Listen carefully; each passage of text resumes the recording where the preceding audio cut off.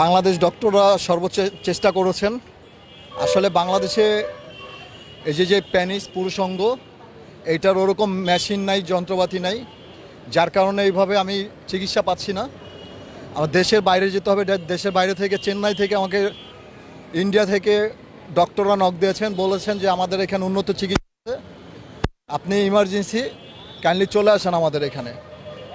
ওইখানে গেলে আমার ট্রিটমেন্টটা পরিপূর্ণতা পাবে, স্বাভাবিক জীবনে ফিরে আসতে পারবো আমি আবার বাংলাদেশে। আমাকে ঠান্ডা কোক জাতীয় 75 টাকা দামের যে একটা তিতা টাইপের, একটা বিয়ার টাইপের যে একটা জিনিস আছে, 75 টাকা করে যে কোনো বেকারিতে বিক্রি করে, দোকানে, মুদি দোকানে বিক্রি করে, ওইটা একটু তিতা টাইপের। আমি বুঝতে পারি না, ওইটার সাথে অনেক ঘুমের ট্যাবলেট মিক্স করে দিয়েছিল, আমি যেন অচেতন থাকি, যার কারণে আমার পুরুষঙ্গটা কীভাবে কাটছে আমি বুঝতে পারি নাই।